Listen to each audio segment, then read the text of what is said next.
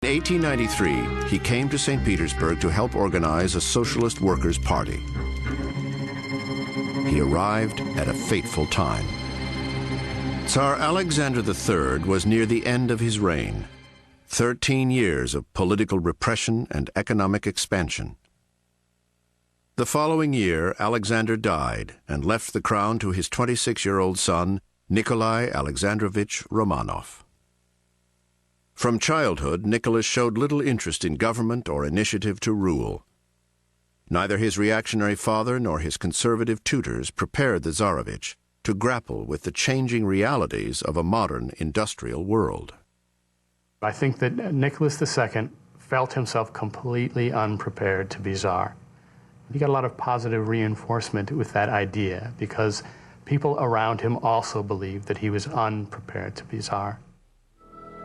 Dreading the overwhelming burdens of leading the world's largest empire, Nicholas reached out for his soulmate, the young German princess Alix Victoria Helena Louise of Hesse.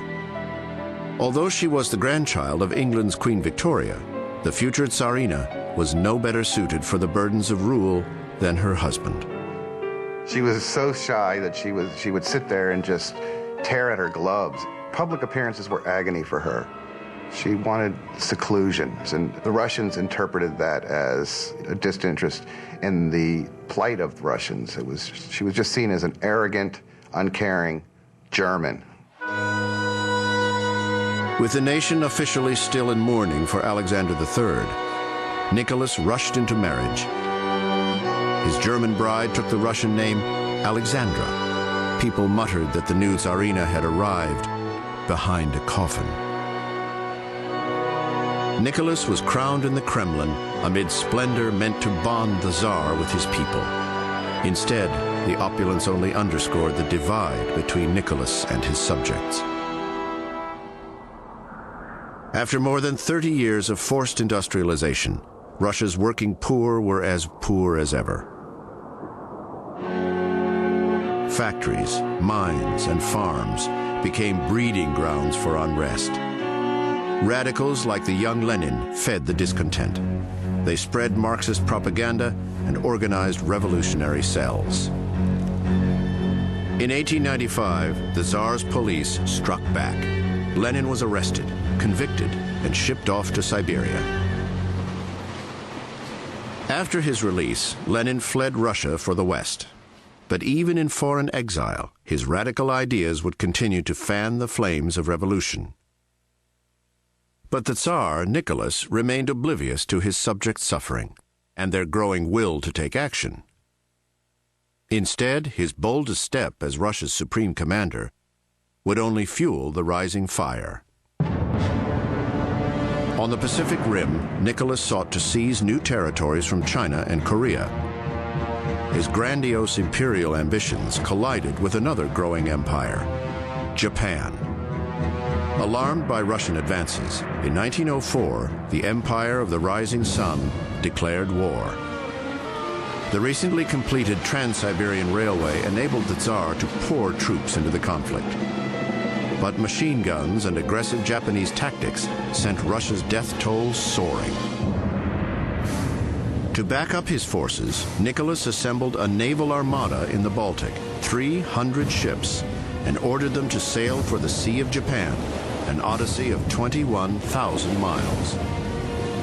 In May 1905, after 8 grueling months of hunger, mutiny, and disease, the Russian ships finally reached the Pacific coast, where the Japanese lay in wait. With faster ships and better guns, in a single battle, the Japanese sank 2/3 of the Russian fleet. The pride of Russia, the navy Peter the Great had founded, was all but obliterated. The war itself was not necessary. It was a terrible waste of Russia's resources.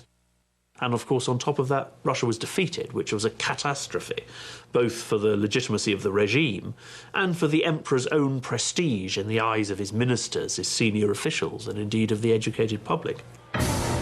In St. Petersburg, news of the naval disaster would reach a city already in open revolt. 1905 would be a year of revolution. the Tsar's ancient right to divine, absolute rule was about to collide with the will of the Russian people. In August of 1904, Nicholas and Alexandra Romanov celebrated the birth of their 5th child. After 10 years and 4 girls, at last an heir to the throne, a Tsarevich, Alexei. To be born into the Russian royal family in the 20th century was to be blessed and cursed. Blessed with a life of privilege and luxury, and cursed by history. Nicholas and Alexandra had realized their personal dream, a close and loving family.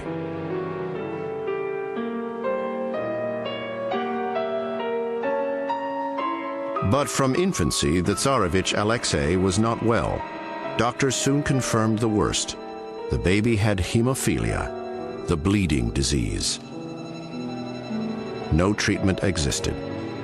Most victims of hemophilia died in childhood.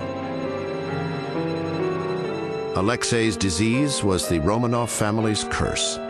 If the royal heir died, the empire would be rocked by a succession crisis, at a time when the Tsar's prestige was faltering. Alexei's hemophilia is a secret of state. Because he's the heir, no one can talk about it. His health in general is not discussed at all. But in the streets of Russia's cities, the Romanov dynasty was already under attack as sick and out of touch. Fall of 1904 brought soaring inflation. Winter brought hunger and hardship. News of the disastrous string of defeats in the war with Japan shook public faith in the Tsar's leadership. On Sunday, January 9, 1905, a vast throng of protesters marched on the Winter Palace. Workers, students, priests. Led by Orthodox priest Georgy Gapon, the marchers carried a petition signed by over 100,000. They asked the Tsar for representative government, freedom of speech, workers' rights, and peace with Japan. This is a nonviolent demonstration. It's also non-political. The workers are not carrying banners with revolutionary slogans. Rather, they're carrying icons, and they're making it very clear that they're deeply religious, faithful people who love the Tsar, who are simply trying to tell the Tsar of their plight and to ask the Tsar to help them out. The marchers refused to leave without delivering their petition to the Tsar. But Nicholas was out of town with his family. The palace guard's response was swift and brutal. Father Georgy Gapon. A cry of alarm arose as the guards came down upon us. I saw the swords lifted and falling. The men, women, and children dropping to the earth like logs of wood, while moans, curses, and shouts filled the air. The palace claimed fewer than 100 had died. Marchers put the death toll at 1,000.